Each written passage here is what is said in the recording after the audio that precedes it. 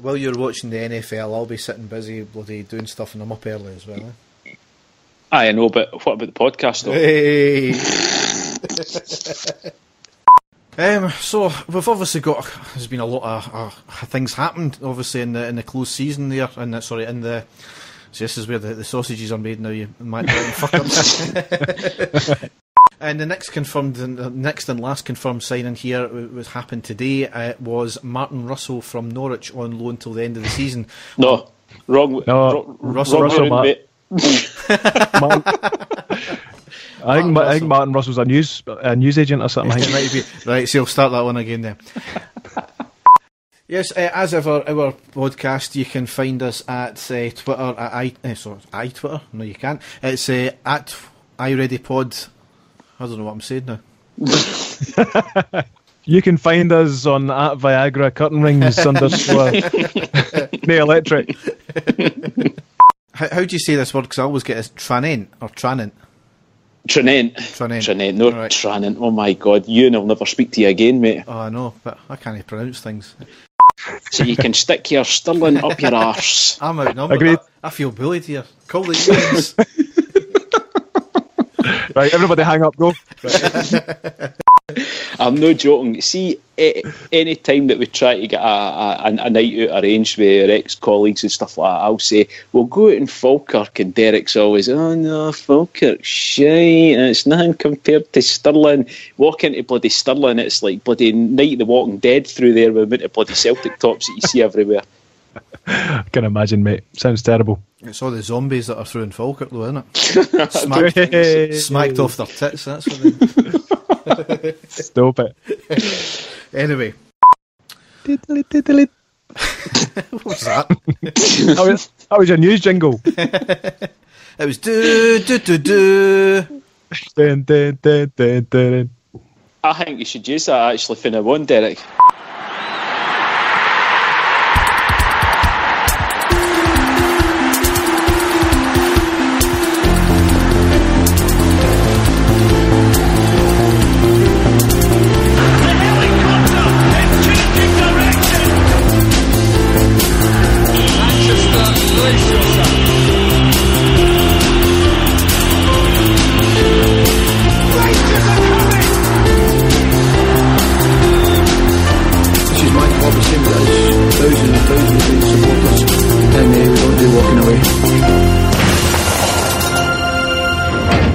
Hi everyone, and welcome to the next episode of the iReady podcast. As ever, I'm Derek, and I've got my co-host with me, Dave.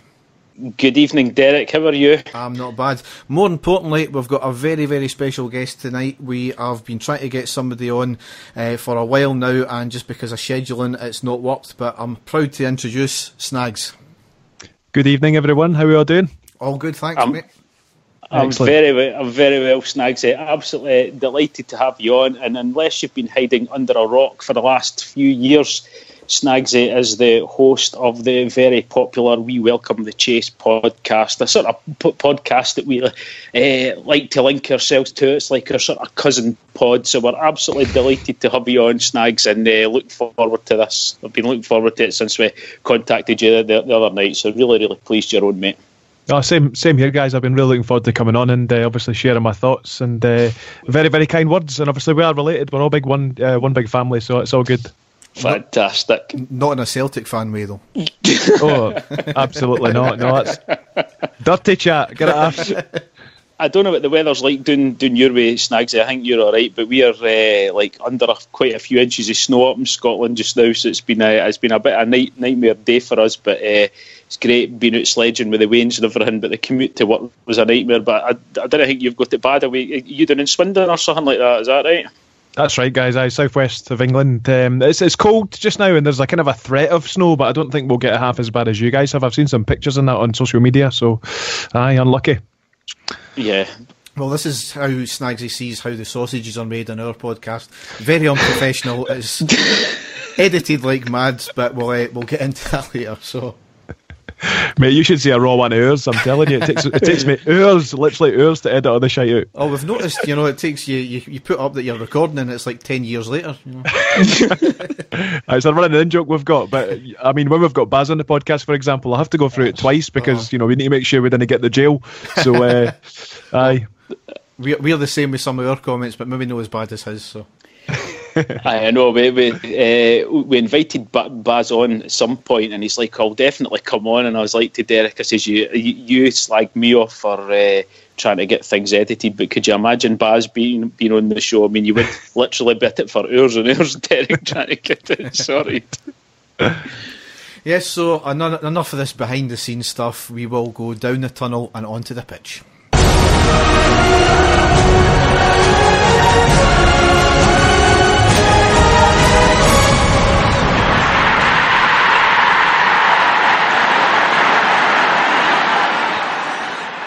So, before we get into any of the comings and goings and also the games as well in Florida, obviously we just have to have a quick shout out to Nacho Novo. Obviously suffered a suspected heart attack when after the Legends game in Berlin there.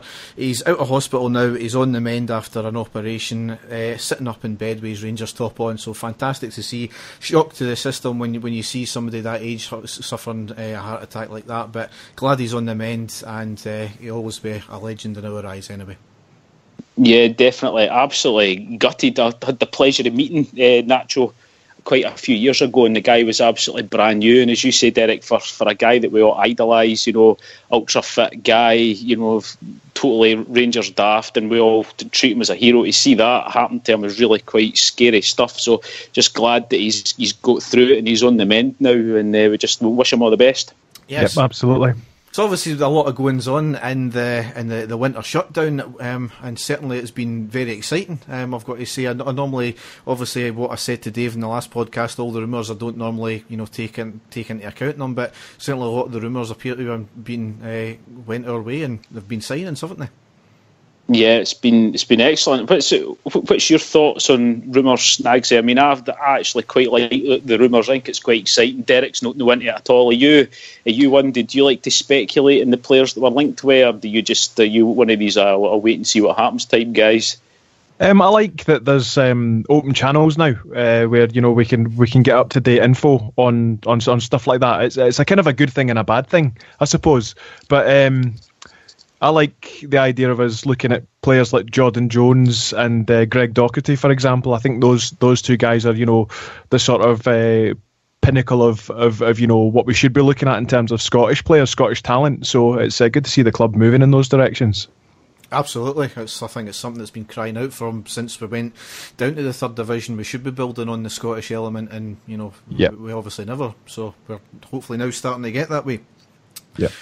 We touched on it last podcast as our Murty's number 2. Jimmy Nicholl has officially been appointed, and it looks as if he's been an instant success with the team as well, and 100% win record as well since he came in. Yeah, like I said in the last one, Derek, you can't really get much more experience than Jimmy Nicholl. He's been there, done that, especially, with our club. This is his third time that he's been with the Rangers. As you pointed out, he's an assistant Northern Irish manager, so international experience also. So, no complaints whatsoever, and just the type of guy you need when you've got a sort of a untested manager in there, just the perfect guy to have at his side. What's your thoughts, Snagsy? Oh, absolutely. Jimmy Redhand, as he's known. I was excited to hear that he was coming in, and also, it's clear that the club are looking at him in a sort of mentor capacity for Graham Murty to kind of give him that sort of disciplinarian edge that I think he lacks. I think he's kind of, sort of going off on a tangent a little bit, but I think Graham Murty is a fantastic team player, but I don't necessarily think he's a effective man manager. I think he's too friendly. I think he's frightened almost to kind of assert his authority on the players. That's just kind of the impression that I get from his interviews, but also, some of the videos we've seen from the Florida Cup where he's getting the ice poured over his head and stuff like that. I don't know, could you imagine Walter Smith kind of, standing for that? You couldn't, there'd be bodies flying everywhere. So aye. I think Jimmy Nick coming in is going to kind of help nurture that side of his game, and hopefully it'll lead him into a successful managerial career. So it's only going to work out, best for everybody concerned. Yeah, that's a very good point, actually, about the whole ice water thing and things. I think that's obviously the one thing that McCoy suffered from is being too friendly, and he never had that strong number 2 there. So obviously only going to be a positive thing. In the coaching staff as well, a fantastic appointment with Kevin Thompson, and one that came from totally left field, Gregory Vignal. They have joined the development squad for the under 13s to under 15s. So certainly with Kevin Thompson's academy, it was going from strength to strength. Now that he's been appointed development squad coach, that can only be a good thing. Yeah, definitely, Derek. It's he's been getting a lot of coverage, and as you say, things look to be going really well. So it's a fantastic step up for him. I don't know where the Gregory Vignal thing came from. That, as you say, that came out of absolutely nowhere. A player that I had forgotten about. So I don't know what he's been doing. He's obviously been, making strides when it comes to coaching. I don't know where he's been or who he's been coaching, but he's obviously been doing something right if he's been picked up. And we just have to hope that the two of them are big successes. But delighted for Kevin Thompson at least, because he speaks very, very, very positively about the club, and you can tell that he's be a fantastic ambassador for us as well, and a great role model for all the young laddies out there. So absolutely brilliant again. Yep. You had any personal interaction with Thompson like David Edgar has at all, Snags? A little bit, yeah. We were sort of toying with the idea of trying to get him on the podcast back in the early days when he first went live on Twitter. But for his schedule is basically he works all week and then he gets one day at the weekend, which he pretty much spends with his family. So it never really worked out, unfortunately. But it's good to see that he's getting involved with other channels and he's able to kind of get involved with the fans in some capacity. But like you guys say. It's a really good appointment for him at the club, and it's about time, really, somebody of his stature and technical ability, coming into the club, and it's only going to reap dividends in the sort of youth setup that we have alongside the other coaches that we have there. And I just want to say that I think guys like him and Gregory Vignal are kind of. They're sort of showing that the club's moving in the right direction, because they're not just ex-players, they're guys that have studied hard and they've got the UEFA A licenses. We're not just bringing in ex-players for the sake of it. It's not jobs for the boys in that sense. We're bringing in guys that have performed well at a professional coaching level and are obviously going to bring that ethos into the club, as well as providing a kind of technical knowledge transfer. Yep, absolutely. Going into the playing side now, we have signed Sean Goss from QPR. It's a loan till the rest of the season. Les Ferdinands came out stating it's not going to be a permanent deal because they want him back. He only signed for QPR last January as well, so certainly his displays in Florida were quite impressive, especially the free kick he floated in for Morales' first goal against Corinthians, wasn't it? Yeah, I actually was really impressed with him, Derek. I thought he had showed some fantastic touches, and I thought to myself, I'm hoping something could be worked out that we could maybe keep him, but looking forward to seeing him playing, in some proper games. I'm not saying that wasn't a proper game, but certainly not the right test that, we were hoping, to see him. But as you say, the free kick that he put in, but just even watching him when he was getting the ball, never looked flustered. He was able to get past his man. There was a few times that he had like a couple of guys on him straight away. He was able to just skip past them all, find his man. Looked a really, really good player. So but again, if it is only a loan, it's a bit of a strange one. If we knew that we were going to get him to the end of the season and there'd been absolutely no chance of us signing him, which I find quite strange. So we'll just have to see how that one pans out. I kind of think it's, even if it is just a loan, it's always, there's that excuse where you could say that, it's only going to benefit the parent club, but at the same time, we've got to live in the here and now sometimes, and, he's a player that could fit the bill, so I don't see any problem with it, to be honest. No, I think as well, it's important to kind of look at the overall picture. It's likely that Mark Allen has a list of players that can fill that position, but the main target that we're looking at, perhaps we can't afford at the moment, so they've just gone for a kind of short-term loan option to provide that strength and stability on the left-hand side that we're looking for. And then obviously in the summer we might move for somebody else. But I mean, you never know, circumstances could change. It may well be that the lad says, actually, I want to stay here, I don't want to come back, and then there's some sort of negotiations happen. I don't know, but I think it's a good signing in the short term anyway. Yep, absolutely. Have you been impressed with him, Derek? When you watched him, do you think it's a player that we really should try and pull out the stops, possibly to try and get? I know it's early days, but certainly going by what I've seen, he did look very good. So I think as us as fans in general have got a bad habit of judging players far too quickly, both for the good and bad. I think Dalcio and Pena are maybe examples of that, especially considering that Dalcio had quite a good game against Corinthians. So I'm keeping my water dry in that, keeping my powder dry in that one. Wait, you're on about Derek Dalcio's a superstar. Amazing left back, apparently. Yeah, that was a strange one. And I would like to see how you're going to keep your water dry as well, mate. That's a quality comment. That could see. This is where we have to edit things, and that's why we put outtakes at the start. So. More on the sausages. Do you know what I said? I said about Sean Goss actually on the We Welcome with Chase podcast that I think he's very much like Charlie Adam but slim. Do you know what I mean? He's got that left foot, but he's a slim Charlie Adam. I've never heard that description of a player before. Watch his space, mate. Watch his space. Quality. Next signing we've got here was probably the most exciting one, as Jamie Murphy from Brighton. Initially a loan till the end of the season with a guaranteed fixed fee at the end. The transfer started off as likely as a full signing, then it emerged that it was a possible loan. Obviously, a lot of Rangers fans went absolutely apoplectic on that one, and then it was agreed in the early hours of the 7th of January. He changed his Twitter within 30 minutes, picture inside a dark floodlit Ibrox. Don't know, that was brilliant. And then even better, he put a picture up of a signed top which stated, "To Dad, dreams come true." Absolutely fantastic touch that, and somebody who obviously wants to play for the club and has been a supporter, obviously Stad's a supporter as well. A fantastic signing, I think. As the concerning thing though is the fans' reaction to when they heard it was a possible loan. The instant thing was blame the board. One of a number of things could have happened to change their mind. One of which might have been Celtic fans apparently sending emails to the Brighton Chiefs about their financial situation. Surely not, Derek. Surely they wouldn't go that far. Surely. Well, I've got a section about Celtic fans at the end, even though we're a Rangers podcast, because it has to be highlighted this time. So, right, okay.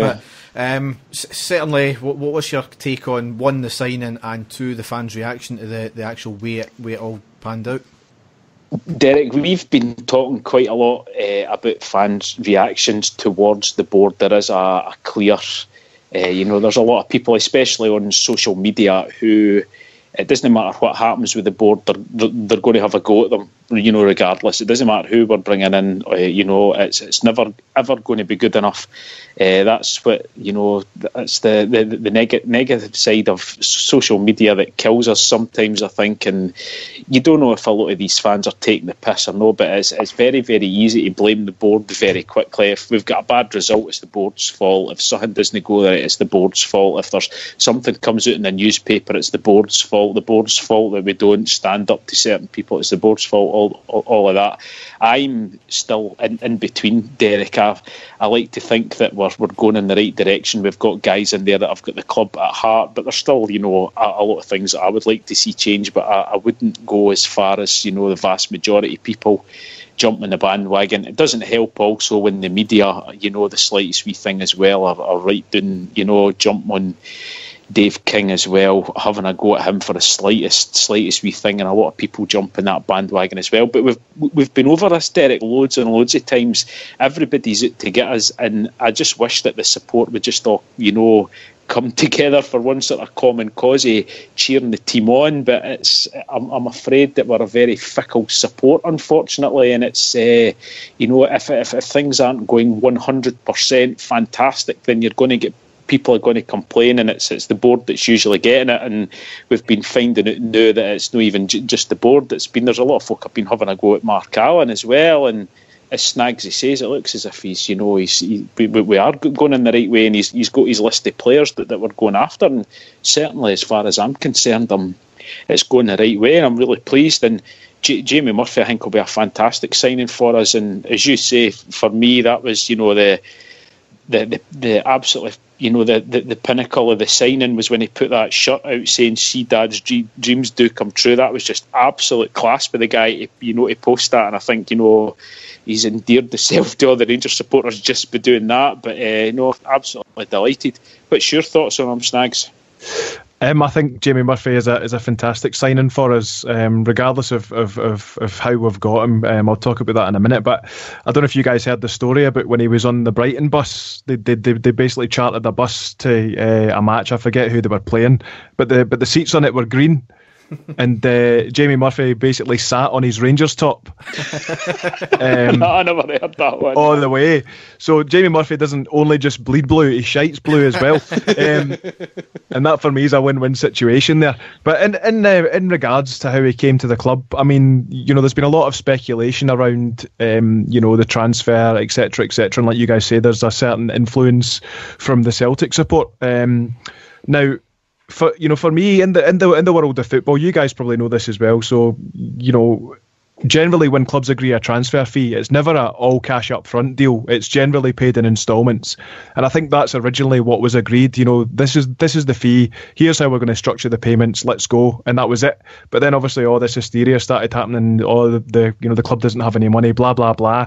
So as I'm led to believe, Brighton basically said they wanted all the money up front, and we weren't in a position to do that. So we agreed the loan deal with the buy option at the end of the season. But either or, he's with us now, and he's going to be with us for a long time to come, hopefully.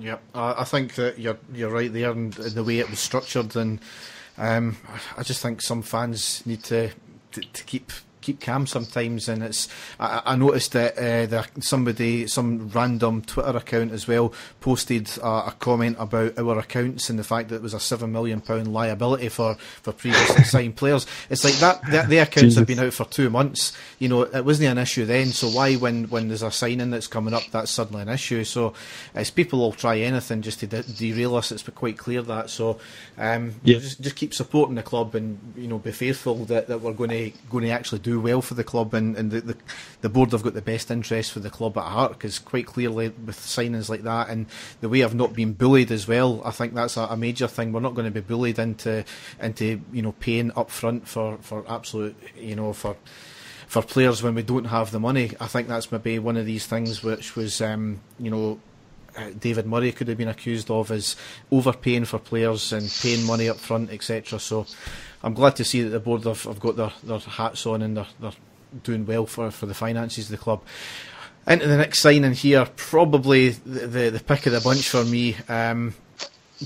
Despite him being an absolute fatty sometimes, Jason Cummings on loan till the end of the season with an option to buy. It's sent Twitter into an absolute meltdown, hasn't it? It was hilarious. I'm delighted to have him on board, Derek. I think he'd be a fantastic signing. There was no doubt that even when he was playing for Hibs, we always knew that he was a danger. When we played against him, he's got that sort of arrogance about him, and he's cocky as anything, which I think is great for a striker. But you can just tell that he's really confident. He's ready to go. And he's got a lot of abuse from it, but that was to be expected, though. But I'm delighted to have him on board, Derek. I think that's I don't know if Graham Murty's planning on playing him up front with Morelos. I think the two of them would maybe be a good strike force, or maybe he's going to be changing them about. I'm not quite sure. I don't know what he's up. His fitness is like, but I'm absolutely delighted, and I'm sure you're the same, Snags. I think I was texting you last night when the signing went through, just to say that he had signed, but absolutely delighted. This is, in my opinion, this is our sort of marquee signing, because everybody's heard of him. It's sent as the usual suspects in the mainstream media are going absolutely daft about it as well, and we're getting slated left, right and centre. Even guys like Chris Boyd have been chipping away, coming in with negative comments, but certainly for us it's a fantastic signing, I think. 100%. It's a signing that everybody's been absolutely buzzing about, and Jason Cummings' dad as well obviously came out on Twitter last night, posting a similar thing to kind of Jamie Murphy, dreams come true and all that, which is fantastic. But for me, the biggest thing I'm looking forward to about Jason Cummings, in fact, one thing I'll say before I move on to that is it's clear from his interview how much he's matured. And I think it was important for him to go down south and experience that, because it was clear that when he was playing for Hibs, there was a level of immaturity there. But like you guys say, he's got that arrogance that we are craving and sort of needing. I don't want to compare him to Lee Griffiths, but that type of player. It's quite funny you've said that, because that was one of the things that I was thinking about. We can't stand Lee Griffiths. He can be a complete arsehole, what I mean, but there's no taking away the guy's ability, and I think a lot of it does come down to sheer confidence with him and arrogance, and it's funny you said that, because I think the two of them are very similar, the way they play and the way they act, so absolutely delighted. Brilliant. Yeah, I mean, I think as well, one of the things that I'm really looking forward to is when we play against Hibs on the 3rd of February at Ibrox. I'll be there, and Jason Cummings will come on, or he'll start, he'll score, he'll go up to the Hibs fans, he'll do the Neil Lennon Cup Years celebration. They'll all be like throwing shit at him and stuff like that. Neil Lennon will run up the touchline, kicking bottles of water and all that, and then he'll chase him down the tunnel. Jason Cummings will rip off his top, he'll have the cum dog out, he'll get Neil Lennon a headlock, body slam, boom, ref sends him off, and it's going to be a dream day, mate. Honestly, I cannot wait. That's why we got you in the pod, for outbursts like that. Exactly, no. I've got a vision in my head now again, Jason Cummings with his pants on, and I don't know if I should be, I should be put off or I should be turned on. Actually, I don't know. I'm kind of in between. You know what I mean? It's a bit confusing for me. Well, we're on our pants anyway, so it's like sharing. We're all sharing. Well, if Lennon does end up kicking a water bottle, it'll be right into my direction as well. So he better watch his aim. It's alright. He wasn't known for scoring goals or for being accurate, mate, so you're alright. Yep. And I loved Grado's tweet as well. It was a wee quick word in his ear to get him to come to Ibrox. So that's right. That's his wrestling partner. So I know you can tell he's absolutely delighted about it as well. So no, I can't wait. And Snags, I could say, all joking aside, you can see him scoring into Hibs when we play them. You can see, you really can see that happening. Whether or no he comes off the bench and scores the winner or no, you can honestly just see it happening. So I can't wait. That'll be a fantastic game, that one. And considering that this is the return, game at Ibrox for the last time that we played them there, and we were cheated out of that one because I was there. So going for a wee bit of revenge as well, and that would really rub salt into the wounds of the high bees, so it would. And the last confirmed signing we've got here is Russell Martin from Norwich on loan till the end of the season. I'm not sure if there's an option to buy at the end or not, but certainly another decent signing. Yeah, it is. I think when he was getting interviewed, they were asked him if he would want to prolong his stay, and the way he was talking, he was certainly be up for it. But again, that's something that we'll have to wait and see. But no, another experienced defender and international experience as well, Derek. So really pleased. Another quality addition to the team, and surely will help put the young guys at the back as well. I don't know if this means ending Bruno Alves or not. Right enough, there's been a few reports in to say that he says that he doesn't want to go, but certainly with a signing like him, it maybe indicate that Alves is maybe going to go. Maybe I'm talking shite, I don't know, but just that's the feeling I got, that when we're going for him, it was going to see the end of Alves. But we'll just have to wait and see on that one. I don't even know how Alves is getting on with his injury. Everything's went quiet there also, but there was talk of him being in Qatar and things like that. But going back to Russell Martin, it's another very good addition and a sensible one as well.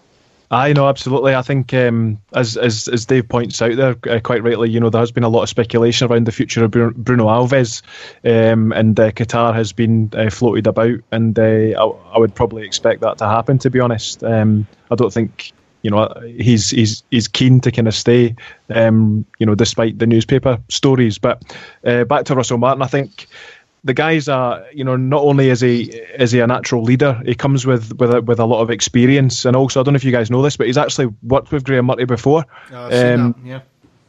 did a bit of coaching together, so obviously knows what he's about. And I think he said in his interview that that was one of the reasons that he wanted to come to Rangers as well. So it's going to be a fantastic appointment, and somebody to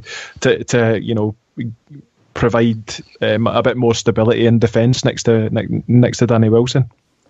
Yep. Just to round off the ingoings here, as Murty's obviously confirmed he has interest in Hamilton's Greg Docherty, so we'll just need to wait and see how that pans out. And obviously we put a bid in of around £350,000 apparently to Kilmarnock for Jordan Jones. They have stated it's nowhere near their valuation. He's got 18 months left in his contract. I don't think we'll be offering much more than that, to be honest. And he's only really came to light in the last 3 months when Kelly's actually started doing good, I think. So I don't know where they're getting their valuation from. I think it's because there's been media speculation that there's clubs down south that are willing to put £1 million bid in for him. So we'll just need to wait and see how that pans out. But I wouldn't be putting in much more than an offer than that, to be honest. You know what's going to happen, though. It's going to be another Jamie Walker. Will be, that this time next year they'll accept a bid of like 150,000 or something like that for some team down in the Championship, and there'll be nothing said about it. And it's it's us again that are getting vilified for not coming up with the money that they believe that he's worth, which again is absolutely pathetic. But no, I think he's right. They've went in, they've shown interest, that they've offered that amount of money. I don't care what bloody Chris Boyd says about things like that. That's what we value that. We're certainly not, the way that we used to be, like what Snag said, but before he'd been able to go in and just fire in, millions of pounds in that for players. That's just the way it is, and it's bloody Scottish football. It's not as if this guy's playing in La Liga or anything. He's playing well in the Premiership in Scotland, so that's the valuation. Take it or leave it. They've said that they're going to leave it, but we'll wait and see. That they'll end up losing them for hardly anything at all.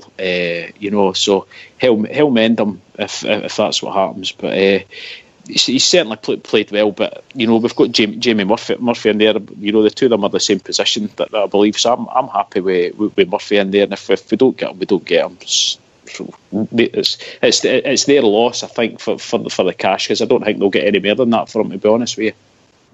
Yeah, I think you're right, Dave, to be honest. And I said this on Twitter the other night. I think the two bids that we've put in for Docherty and Jones are what I would call test the water.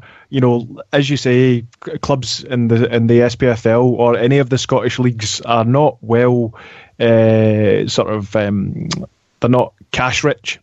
Mm-hmm. So this is a kind of test and resolve. We'll go in way lower than the valuation, see what happens, and what I think will happen is the clubs will tend to meet halfway.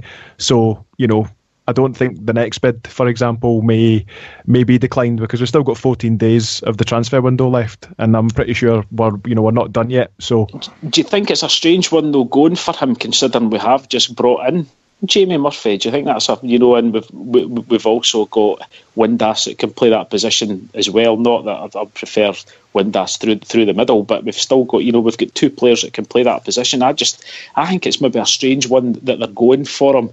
Considering that's a sort of position that he plays. I'm not sure. What's your take on that, Derek? You always need cover, and especially with the amount of injuries we've got. I don't think he'd obviously be a first team starter, but certainly always good as a squad player, and you always need squad players. So whether that's just the case, I'm not too sure. So we just need to again wait and see if we do sign him. I think what's really happened is I don't think they liked our payment structure. I mean, £2 a week plus a packet of cola bottles isn't going to cut it, is it? If that's what it is, but but at the same time, getting back on the likes of Chris Boyd and that coming out, what's that all about? Do you think Chris Boyd's just trying to be controversial because he's writing for a newspaper now, or what? Or because some of the comments that he's been coming away with are absolutely shocking as well. Absolutely no need for it. I mean, the back page of the scummy Daily Record today, there's a bit about Cummings, but then right next to it, it's just all about us, and absolutely slating us for the way that we're going about our business and everything like that. But as you guys said, this is very common to do things like this, but it's been pounced on constantly, and it's getting beyond a joke now.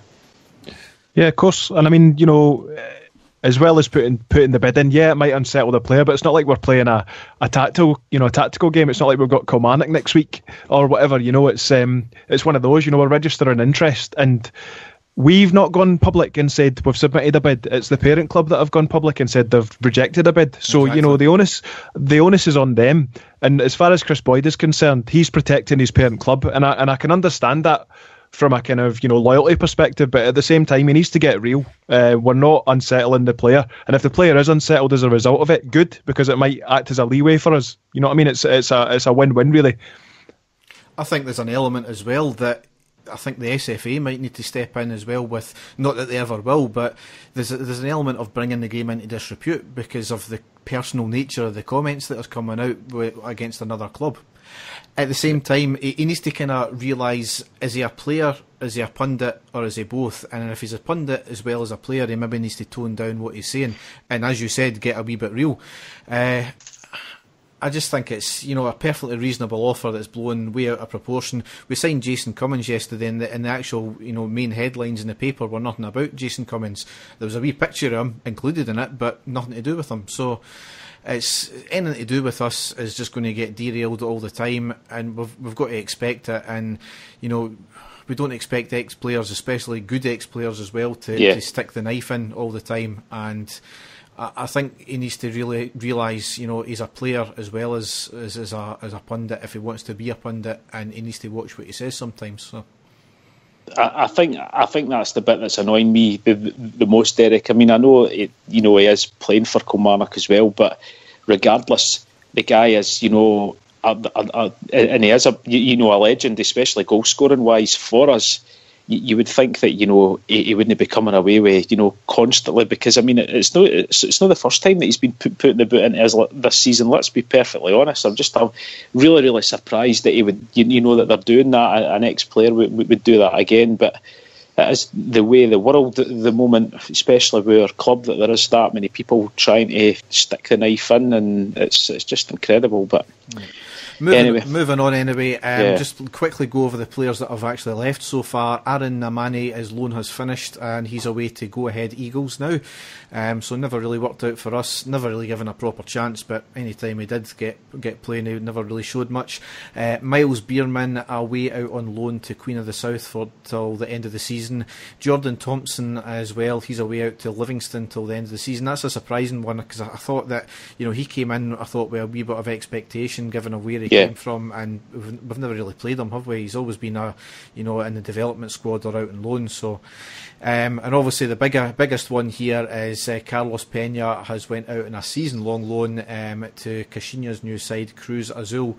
At first we were paying his wages to go out on loan, then it was half. Now apparently we're paying none of his wages. Obviously the weird thing, we never really covered it because it's a bit of a non-story, to be honest. I think he was seen going for his medical, walking to the Mexican hospital carrying a pair of Rangers shorts and apparently wiping his nose with them. Regardless of whether you think he wiped his nose or what, more to the point, why has he even got them in the first place? So a strange one, Derek. I don't know quite what to think about that myself. Actually, I was quite sorry to see him go, because I do think that there is a quality player there. But you know, he seemed quite desperate in the end. You know, he could go off at the first chance that he got. So it's obviously not meant to be. Were you a fan of his, Snags? Did you think he was could have been a star for us? I think, to be honest, I think his attitude was all wrong. I think he's sort of your classic. I'm trying to think of another player with decent ability like him. You could say Harry Forrester to a degree, but Harry Forrester didn't spend his or did he? He didn't spend his nights doing Wagamamas, drinking bottles of Budweiser or whatever, or Nando's or whatever it is, wherever the footballers go these days. But I just think it's one of those where he would show flashes of brilliance, but then in the following game he'd be absolute dog shite. And I just think his head wasn't in it. He's just one of those guys who'll do the bare minimum to kind of make it through the game, which was a shame. And I just don't think we had the right management structure to nurture any talent out of him, really. And I think it's a good move for both parties. And like you guys say, who's got a pair of Rangers shots in their motor that they reach to blow their nose on? I would expect Lee Griffiths to do something like that, to be fair, but no one of their actual players. But a strange one, that. Aye, I mean, it doesn't make any sense, and I'm sure it's funny in some kind of walk of life, but for me it just shows a complete lack of class, and it's disrespectful. So yeah, probably a lack of awareness as well, never mind just class. It's we've talked now for half an hour on sign-ins, so we're finally going to get to the games we played. Obviously we went out to play in the Florida Cup. We had 2 games. First game, it was Thursday the 11th of January. It was a midnight kickoff, I think, for us, and we won 1-0 against Atletico Mineiro. Windass scored. Mineiro put out a weakened squad. It wasn't a team of children like the media portrayed there, but certainly we rode our luck a couple of times. They hit the post. They could have been 2-0 up at half time, but certainly Windass got a good goal in the second half. And in the second half we played pretty well, I thought. Some folks saying we were no very good in the first half. I thought we were actually pretty decent, to be honest. We played a lot of good football. But did any of you watch the games? I was night shift that night, Derek, so I was getting my updates via Twitter. But certainly a great goal by Windass, as you say. I think that Atletico Mineiro had a couple of really good chances to score. Didn't take them, but I think we possibly grew into the game. It's hard to tell because it is, it was played, out there. It was in a sort of friendly way. I think he changed the team completely at half time, as he did in the second game. So hard to tell. But at the same time, a win's a win, and it was great, for all the supporters that travelled and all the guys out in America to go and watch their team play and to get a victory. And at the end of the day, they're a really good Brazilian team. So you just have to take the positives out of it, don't you? Aye, 100%. It's funny, the old Scottish winter break. It's a very bizarre situation, but it's nice for the players to kind of put on a show for the travelling fans, as Dave pointed out there. I think it's important that they do that regardless of how significant the fixture may be in their minds. We put out different teams each half, so it kind of gives you an idea as to what the kind of the club's agenda was there. It's about getting the players fit, but also giving them a bit of a challenge at the same time. And like Dave pointed out, there was some good football played, particularly against Mineiro, and it was a good finish from Windass as well, and some really good build-up play. So the new signings showing already what sort of value they're going to bring to the attacking prowess of the squad. So all good. And for sheer entertainment, the American commentators. I mean, how incredible was that? I mean, really. That was a laugh a minute listening to the guy. I mean, how much would you rather listen to that than listen to the guys on BT Sport? I mean, seriously, I was just, that for me was probably the best bit of the game, was just listening to the guys. They were just absolutely hilarious. Sometimes they did not have a clue what they were talking about. They didn't have a clue about the players, but they made it work. And it was just absolutely brilliant, and to hear their take on it all as well is great. And you could tell that they were like desperate to try and describe things to the American fans that were listening in. We were just absolutely wetting ourselves laughing. Brilliant stuff. It's good exposure for the club as well. Absolutely, I think what Snags picked up on that there is something that I've used this as an example before. Is when I was over in New York and I was wearing a Rangers top, a couple of the folk were asking me, "What team's that? What team's that?" They knew all about Celtic, knew nothing about Rangers, and that was just after we had all the Americans in our team. We had the captain of the American bloody squad in our team as well at that time. So it's strange, but as I said, it's good exposure. As you have both said as well, that we did put out different teams for both halves in both games. And Murty did say that he was treating each game like 2 45-minute training sessions. So it was, as you said, you seen how Rangers were going to set up and how they were treating the whole thing. Into the second game, Saturday the 13th of January, it was a 4-2 win against Corinthians. Now, they did have a full squad out. Both obviously Atletico and Corinthians are in their pre-season just now, so obviously just they're starting to get their season going. We have thought, again, a lot of people said we weren't that great in the first half, but I thought we were the better team in the half. No, we were Derek. Aye. They hit the posts, I think they were from an they hit the bar from an absolute cracking shot for about 25 yards, and then we went 2-0 down from sloppy defending. Tavernier was blamed especially for the second one. I'm not too sure, because I think he went to cover somebody who should have been in that position anyway, and it kind of got lost. It's annoying, two sloppy defending mistakes, but again, this is what these games are for. Second half was a joy. Absolutely came out flying. Morelos getting 2 goals. He got 1 assist. Halliday and Tavernier got the other 2 goals as well. Yeah, no, it was excellent. One annoying thing, it had to be a bloody ex-Celtic player that scored against us as well, though. That bloody Colin Kazim Richards, as soon as I seen it was him that was playing, I thought, oh God, he's definitely going to score here. But in the second half, I think, we were 2-0 down, and then I think it was just in the space of about 20 minutes, we scored 4 goals, a couple of absolutely cracking goals. Morelos' second goal was an absolutely outstanding goal. They scored awareness, but Morelos did look very, very impressive when he came on. Even when certain times he was out on the right wing, he was causing them problems, but it's just great to see that he's getting back to, supreme confidence again. And he really looked as if he enjoyed it. And like you, we were laughing, Snags, because Derek was saying, we're 2-0 down at half time, and we always text each other, and he's like, it's just a friendly. It doesn't mean anything. And then at the final score, it was, we're going to win the Florida Cup. Here comes 55. Yes.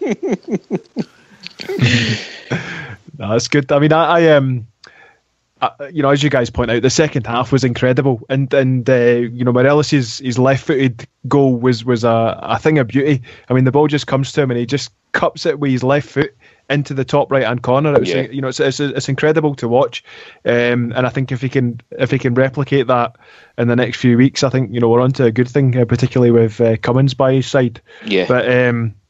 When we were 2-0 down at the end of the first half, I was the same as you, Derek. I was like, do you know what? That's it, done, and I'm not going to listen anymore. And then I saw on Twitter, the goals coming. I was like, what? But it was really, really good, and a good display for the fans that came as well. So. Yep. And it was your classic game of two halves, because even the likes David Bates in the second half, absolutely outstanding. There was nothing that got past him. His tackling, his heading, and everything was just absolutely phenomenal. I got another guy who I think has really grown in stature every single game that he's playing. Everybody's talking about how well McCrory's been playing, but I think Bates has been outstanding since he's came back in.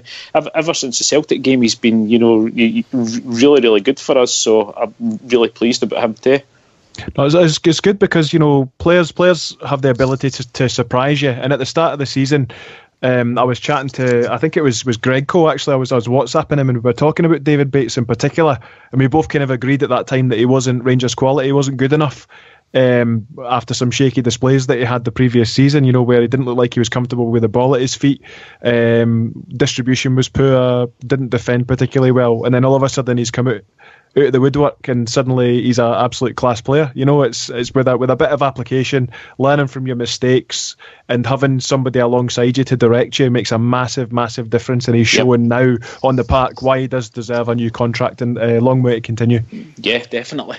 Absolutely, and it's another option as well we've got to play there. So I think we've basically missed out on the Florida Cup by 1 goal. Is that right? I think that's the case, yeah. I think the Barcelona team scored in the last minute to win their game, so they're joint on points with us, joint in goal difference, but just the way it goes, it's then goes to goals scored, and they've scored 6 goals and we've scored 5 goals. So yeah, But the thing is, lads, we're the true winners here because second prize is SpongeBob SquarePants. We get SpongeBob back at Ibrox, mate. It's going to be brilliant. That's definitely the image of the Florida Cup, though, isn't it? Definitely, when you see that, and the look of sheer disgust on Wes Fodringham's face as well is just absolutely brilliant to see. Superb. How they kept a straight face, mate, I've no idea. I'm really quite shocked that the papers didn't pick up on that, to be perfectly honest, to try and downgrade it even more, because they'd be desperate for to look for some sort of excuse to slag it off, and I'm really quite surprised that wasn't plastered over the back pages of the papers as well. But the thing is, though, is that they missed it an opportunity there. Sorry to butt in, but they could have merged it with a Phil story, so they could have had SpongeBob Square Mile. Do you know what I mean? So just a square mile. One of the highlights has to be, though, is Josh Windass taking over Snapchat videos. Absolutely fantastic, wasn't it? Oh, it was amazing, absolutely amazing. So, I mean, his part is fantastic. Him and Tavernier, together are just incredible. But it's quite good in a way to see the players being human beings. Wes sat on his laptop playing Football Manager and stuff like that. It's nice to see. Yeah.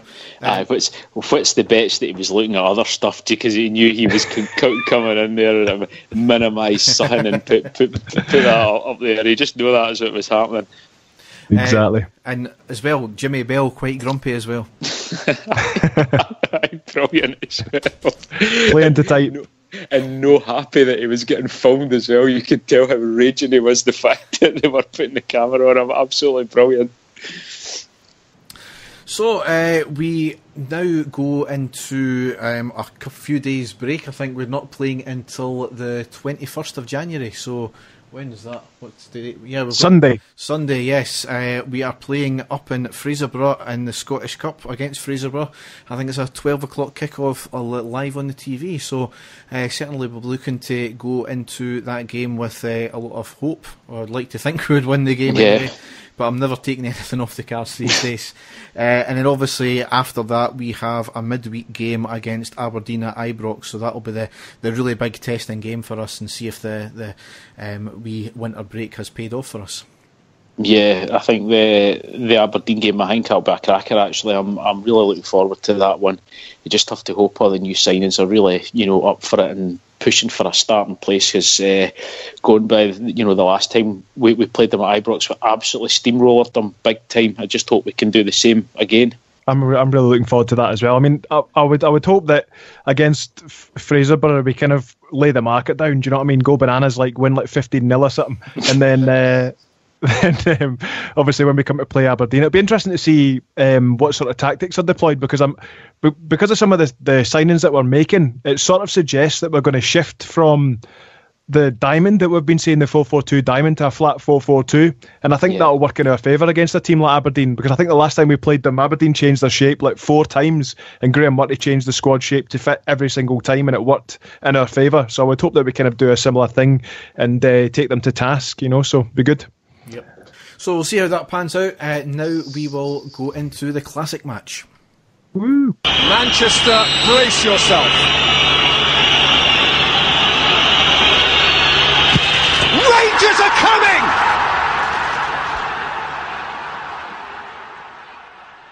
Right, so we've got something a wee bit different this week. Because we've got Snags on, we wanted to ask him if he has got a game in mind that is a memorable game for him, basically.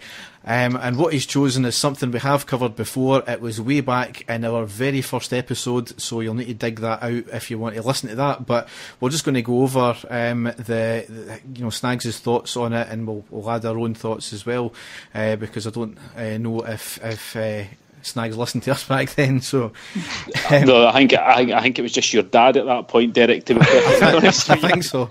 So I think it was before I was born. So Snags, what game did you choose? I chose a very, very popular game amongst the Rangers supporter, and also features in the We Welcome We Chase podcast intro. Shameless plug. It's Helicopter Sunday. Quality. Yes, I think most of us can all remember that, though those of us were sober enough anyway to remember most of that. I certainly wasn't, Derek, but as I say, I'll get into that at the end of Snags's commentary of the match and what he can remember, because I can't remember much about it at all. So you told us something before we done the pod that was something quite interesting about where you were. Yeah, so basically, I'm ex-military, for those of you that don't know me. I was in the RAF for 10 years, proud to serve and all that. But so I was serving at RAF Lynham at the time, which is my second posting. I was on 2430 Squadron, which was the C-130Js, the sort of new, brand spanking new Hercules, which was fantastic, a great aircraft to work. But that aside, it was station operations when that game was on, and I'd had an opportunity to go, but unfortunately my name was on the list, so I wasn't allowed to leave camp. So I was in a rather bizarre situation where we had no TV, no radio, and I wasn't allowed to leave. So basically we had to wait till obviously operations had finished, and we're all rushing back to the room and switch on the television, and it's Sky Sports News, and it says at the bottom, Rangers win the SPFL title, and I'm like, because obviously we were written off pretty much. Yep, it was totally. Yep. It was Celtics to lose, and it was pretty much done and dusted, and the media had written us off, and that was kind of I think to a certain extent it rubbed off a little bit. On the support, and then obviously as we got into the game and the news started filtering through and stuff like that, it's just absolutely incredible. You can't.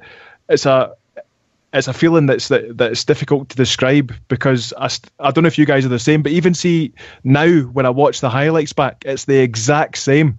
Yeah. You get the goosebumps, and then the crowd are going mad, and you feel like yourself, you're always screaming at the telly, and you're still like berating folk for missing passes or kicking the ball out. And stop it, what you doing? Like, pass to him. It still feels live in a sense. But I mean, it's incredible. But interesting fact about that time was I was with my ex at the time, and she was like, "Oh, as soon as you're finished, you need to come home straight back to me," and it later transpired that she'd been cheating on me anyway. But I didn't go home. I stayed on camp that night, so she can fuck off. Well anyway. Done, mate. Well so done. That was that. Well I sort of preempted it, but aye. See, the story for me, and as you say, quite rightly, going back to the build-up, there was absolutely no way that Celtic were going to get beat. Nobody gave us a chance. Derek and I, we worked with, I've got a few choice words for him, but I'll not mention his name or anything in case it gets back, but a certain person who supported the team in the green and grey, and he was actually placing bets with people and giving them 100-1 shots. That's how confident, and a few people took him up on it as well. You'll be glad to know. But that's how confident they were, and we basically didn't give ourselves much chance. And I went out with, I couldn't get a ticket for the game. There was a group of us that all went to the matches together, 6 of us, and four of them got tickets, and 2 of us didn't get tickets for our supporters bus. And we decided to go out and try and watch the game. And I stay in Falkirk, Snagsy, so, and my good friend, it's Stennismuir True Blues was the bus that we went on for years and years. And my friend that came from Stennismuir, we said, right, well, we'll have to go and just watch it in a pub. And there was only one pub in the whole of Falkirk town centre that were showing it, one pub. What? And it was just absolutely jam-packed full of Rangers fans. They put a big billboard outside saying that they were showing the Rangers game. The rest of the pubs. Right. And then, to be fair to Falkirk, and as a town, it's no a Celtic town, on large, it's not at all. But the vast majority of the pubs were showing the Celtic game, just I think because they did all think that they were going to win. But we jam-packed into a pub in Falkirk, got absolutely blitzed, and they had the TV on, and right up to the end, we scored. When Novo scored the goal, we heard it was still, was it 1-0 to Celtic at that point? Were they winning 1-0? And then when Motherwell equalised, that's when we knew that, if it stayed the same, that we would win. And the pub was so noisy that nobody in that pub actually realised that Motherwell had scored a second goal at the end of the game. And that is the honest truth.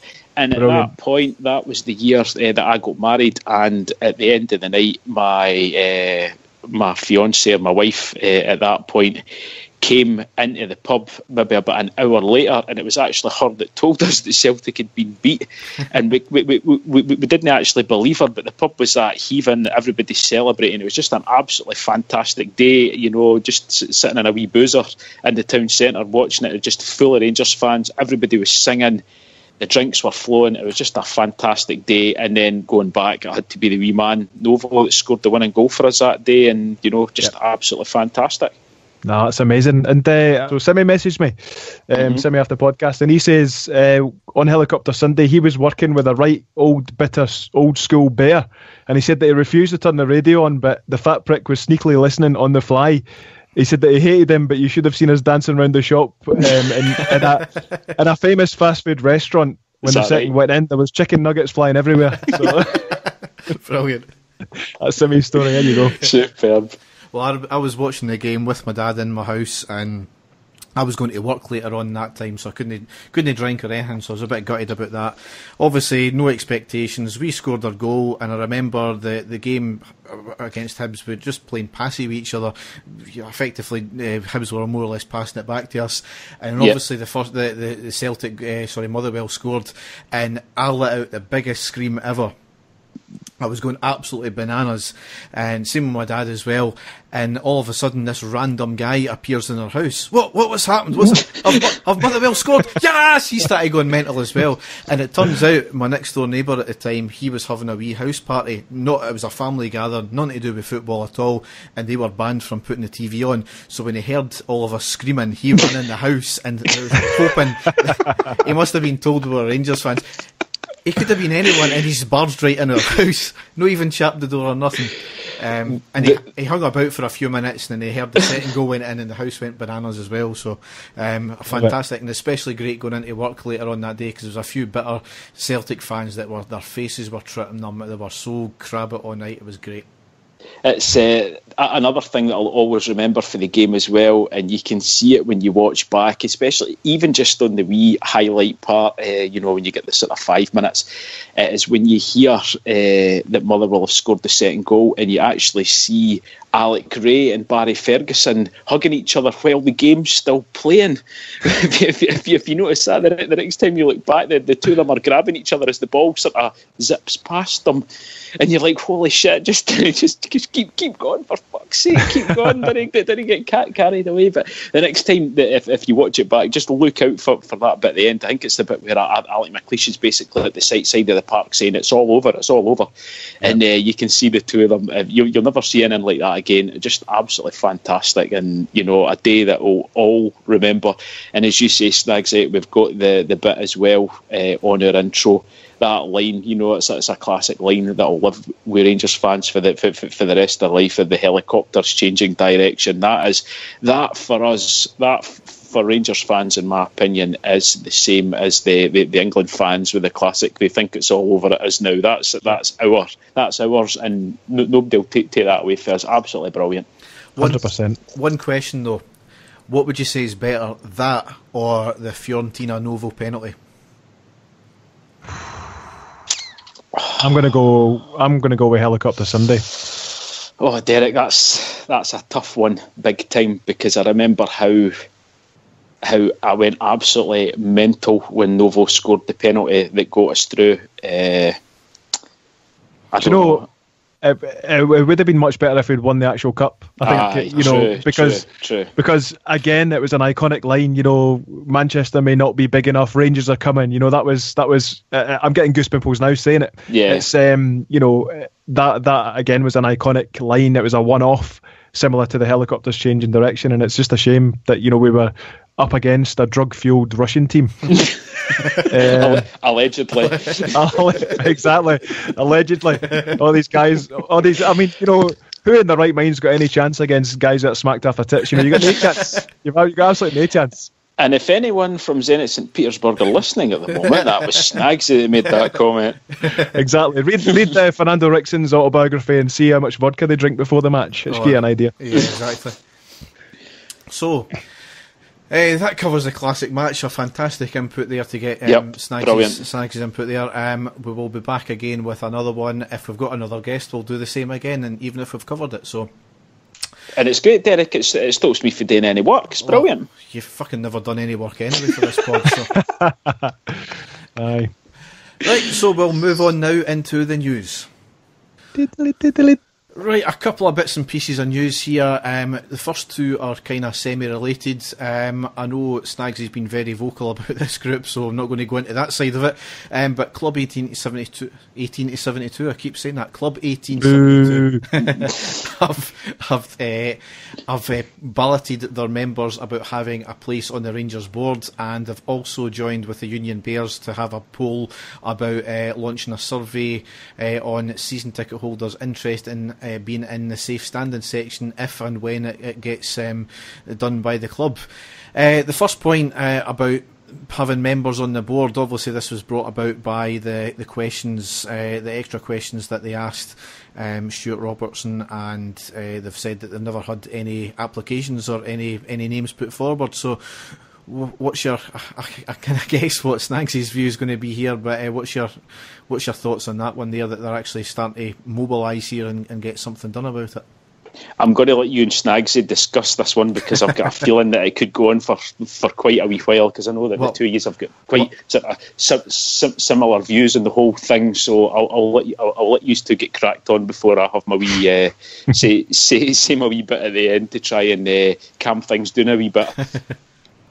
I think pretty much that they need to get their own house in order first before they try and put any effect on the board, on the actual Rangers board.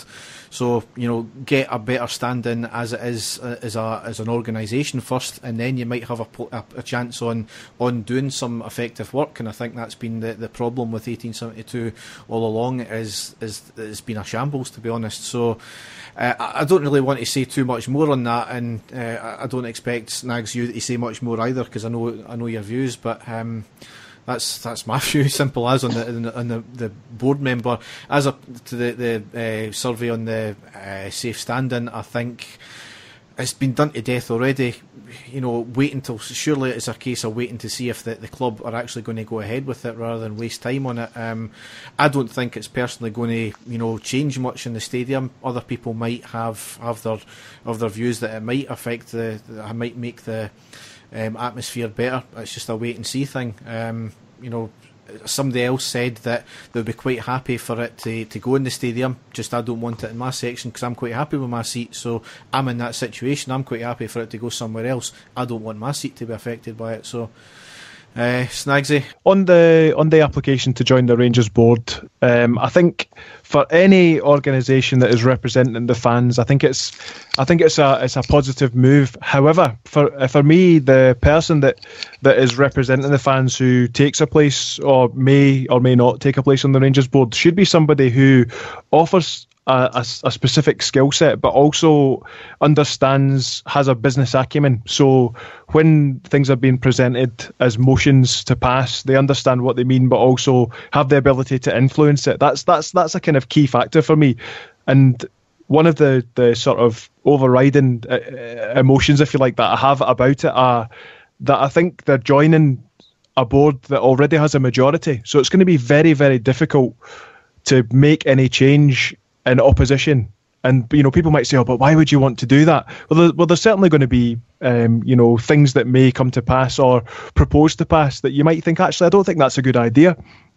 But I think the fact that they're going on as a one person isn't a good thing, and it may well just be lip service to the fans, sort of the members that are paying their money into it. On the safe standing, I think it's as you say, Derek. I think it's a time exercise. I think it's just a thing to look active. I've got a lot of respect for the Union Bears. We've spoken about them on our podcast a wee bit, and they are a self-funded group, and some of the banners and displays that they do are fantastic. And who else better to kind of push safe standing than those guys? But I think it's important to note that the safe standing thing was a trial, and we have to wait for that trial period to complete before any clubs can make applications to, to get safe standing in and around the stadium. And I think it's another year or so before they can actually do that. It was Wilf that pointed out a couple of pods ago on our show for it to actually come to fruition. And it's a pointless survey because who in their right mind is going to oppose it?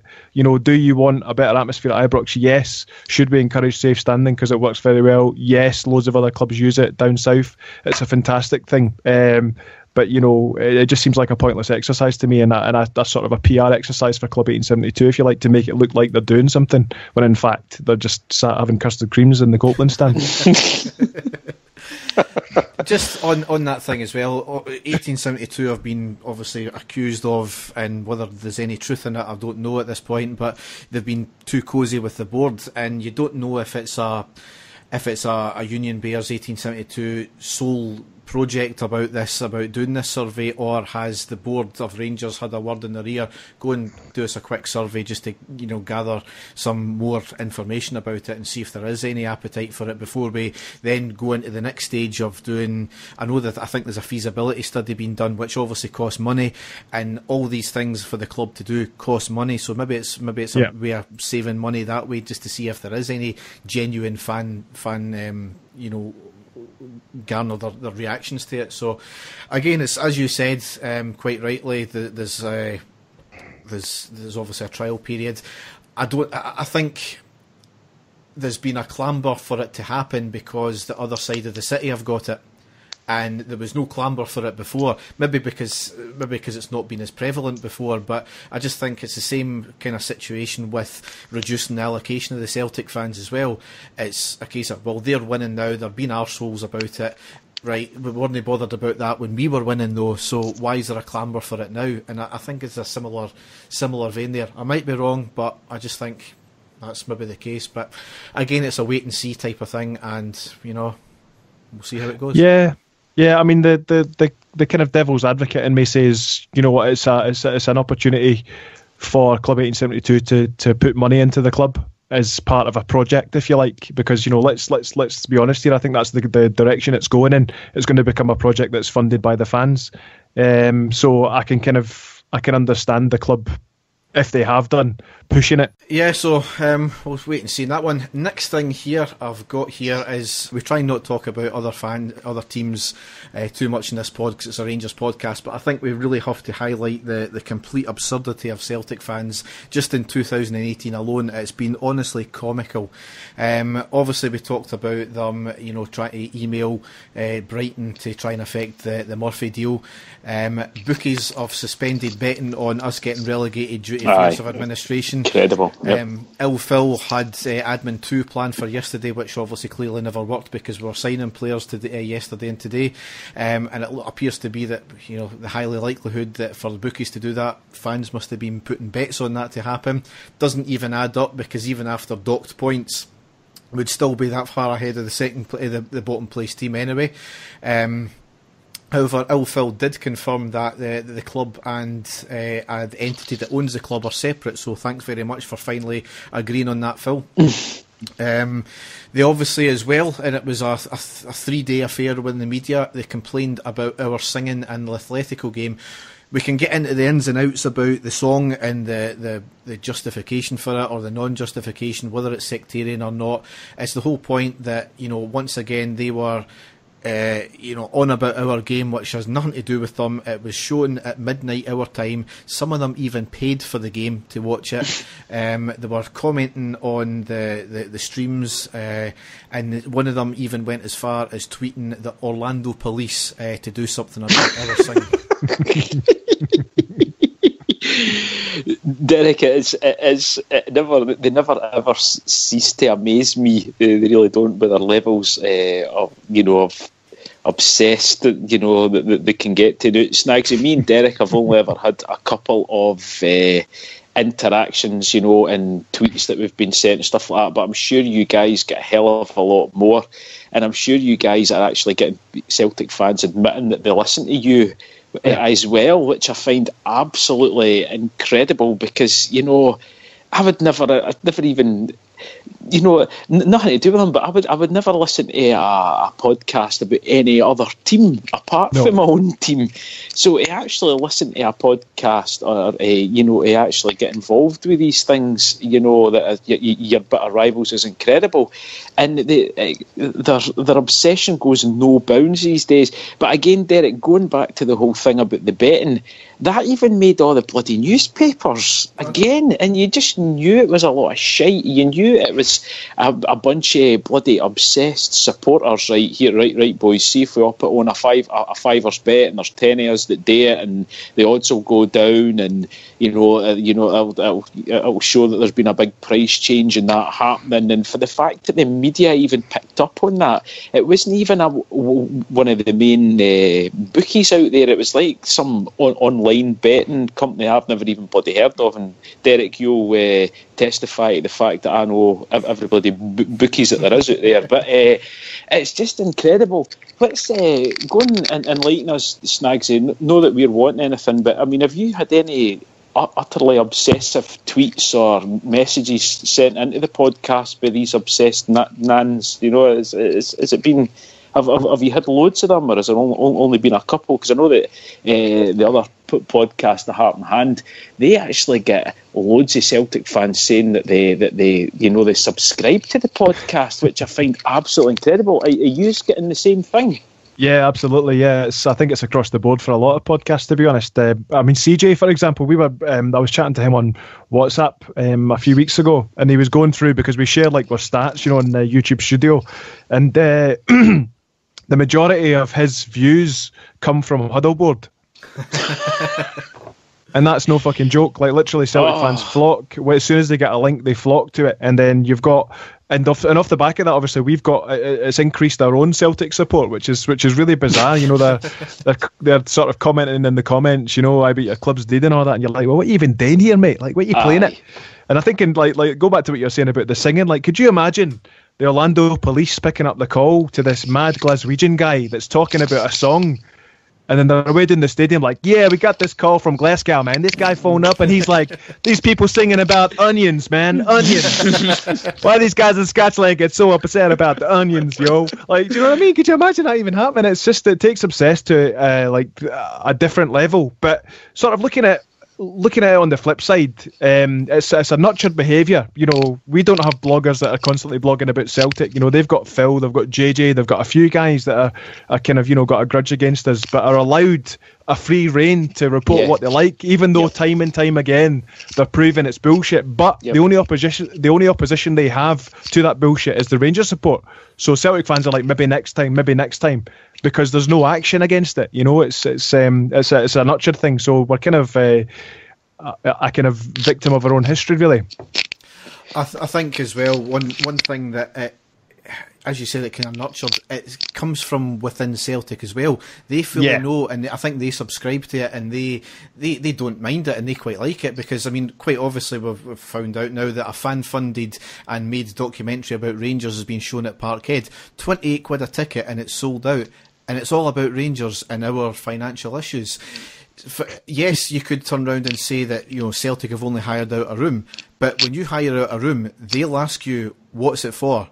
They'll ask you, oh, it's a video, right? What's the video about? What's about Rangers? They'll ask you chapter and verse, because they don't want, a bloody, an orgy or a porno happening, anything like that in Parkhead. No, well, I actually think that the video would probably be more embarrassing than a porno getting shown there, to be perfectly honest with you. But Derek, it's true what you said. Even if the officials at Celtic were to come out and say, oh, we didn't know anything about it, well, they bloody do now, because it's been plastered over every social media post out there that's what it was going to be happening. So, there's absolutely no excuse for it, but it's just that the level of obsession is unbelievable. And if you were to speak to anybody in any other country in the world apart from Scotland and, tell them some of the stories that you've heard about opposing fans and the lengths that they will go, to either try and discredit a club or to get things, they wouldn't honestly believe you.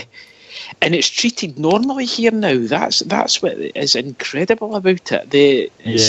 There's no. It's true what you said, Snags. There's no. You know they know they can get away with it, and it's incredible. It wouldn't happen in any other country in the world at all. No. And you know, when you're going back, Derek, you were speaking. I know we're going back there, but when I was in Florida last year, the US national team were actually playing in Orlando when we were there, and we were out doing shopping one day, and I got speaking to two guys with the USA tops on, and they were very knowledgeable, and they knew all about Rangers, they knew all about the players, and they were rhyming off all the American guys that played for us, even going, you know, he was asking about Emerson Hindman and things like that, and we got talking about stuff, and I was speaking to them about Celtic and things like that, but as far as he was aware, they hadn't even heard anything that went on with Rangers. Do you know what I mean? It's just, you know, as far as they were concerned, Rangers, Scottish team, champions, most successful team, they've had all these Americans playing for them, and it's the same, I think, in every other country in the world. When you speak to somebody that's into football, they all know about Rangers, and you know everything that's happened to us over the last 6 years. It doesn't matter to them because we're still Rangers and we're still in Scotland, but it's just in this country, it's the only place that it matters, and the obsession is just absolutely unbelievable. I can't believe that we spent this much time talking about them, Derek, because we try not to, but it's so it's shut the phenomenal. fuck up then. Yeah, shut your fucking bio. Here, on a serious note, I was talking to Simi about this last time I was talking to him, and you know, like we were saying, it's not a challenge, it's a nurtured behaviour, but at the same time, the media are responsible for it, I think, because they normalise it. And I think that's, you know, sort of going back to what you're saying about how it's acceptable in Scotland. I think that's why, because it's normalised, it's normal behaviour and accepted for us now, and it's really bizarre. But on a side note, I think we're missing an opportunity here for a documentary that we could sell to Netflix, where a Rangers fan could, you know, pretend to be a Celtic fan and go and actually watch Periscope live the fucking thing in the video or whatever. Yeah. Interview Paul Brennan, get his take on it, you know. So you know, talk me through your kind of rationale for this video. Oh well, it's all about letting the Celtic fans know, you know, how corrupt the Rangers are, the Serco and all that. Mate, it would just be incredible. I'm telling you, Netflix would be paying us millions of pounds for that. You done that far too well there. You sure you're a Rangers fan?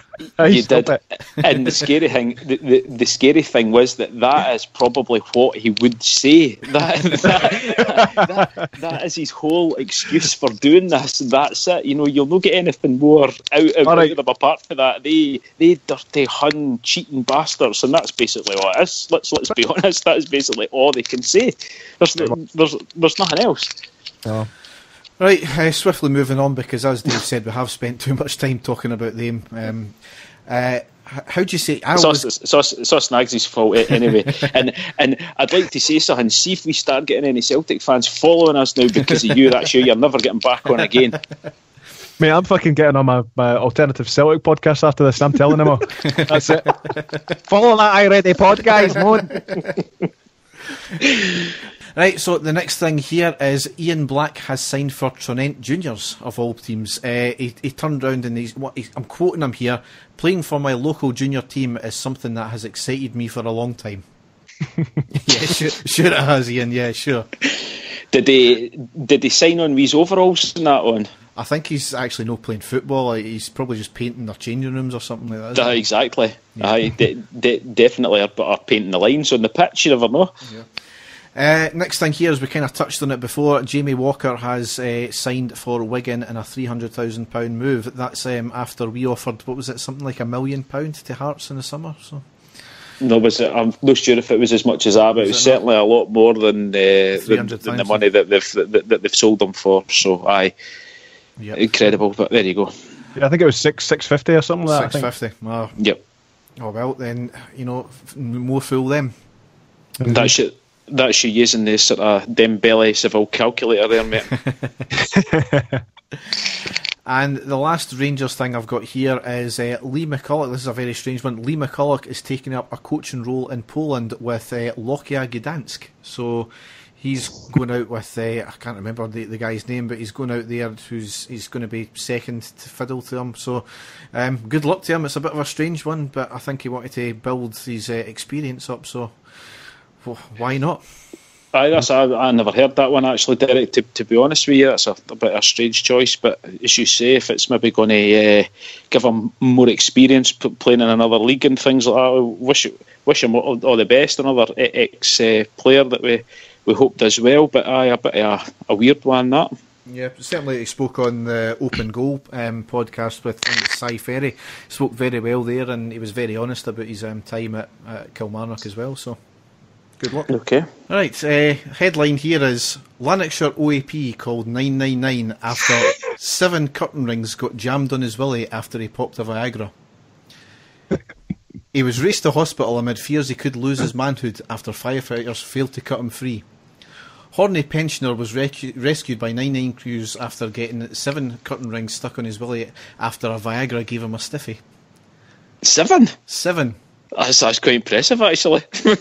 Fair play to the guy. The stricken fella, 67, called for help after slipping the steel bands on his todger and necking a sex pill during a boozy night at home.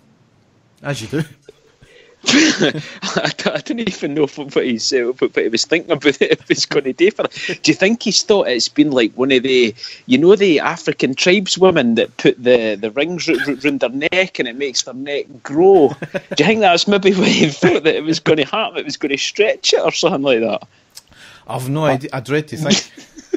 I think the scenario played out like this. So he's sat watching the telly, he's had a few bevies and that, he's feeling a bit horny, so he goes to stick on channel 674 on Sky. I don't know what that is. No. Me neither, I made it up.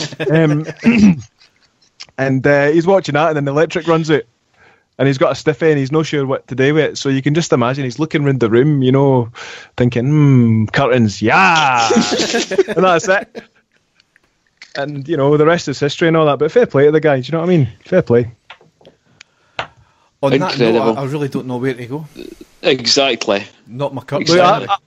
I'm just giving you guys a possible outcome here. It's your job as host to run with it, mate, or offer an alternative. For I'm actually quite glad that we've not got Baz Bowski on, Derek, because I actually think that Baz would have stories to tell us, personal stories that would beat anything that you come up with. I mean, you know him personally, but just going listening to the guy, I think Baz could do a whole section himself, just by talking and with the amount of stories that he could come away with.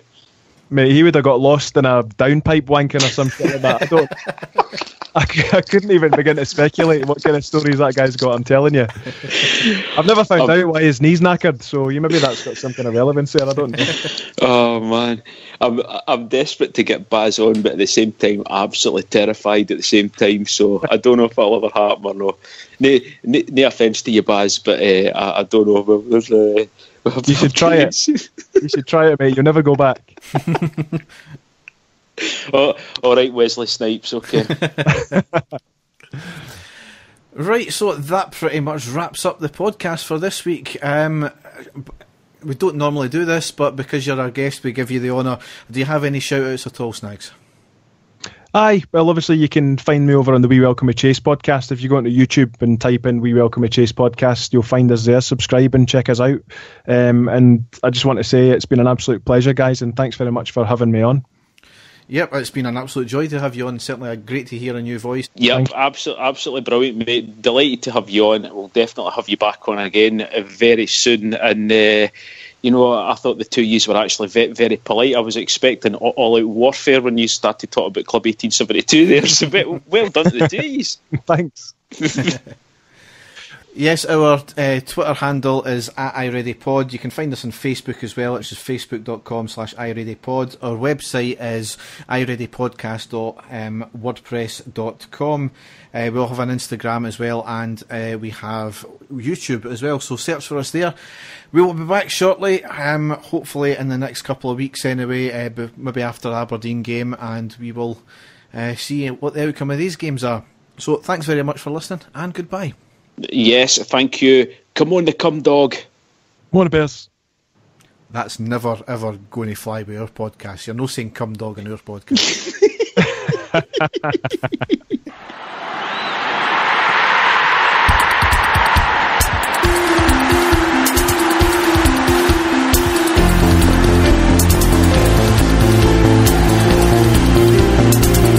The helicopter then changing direction.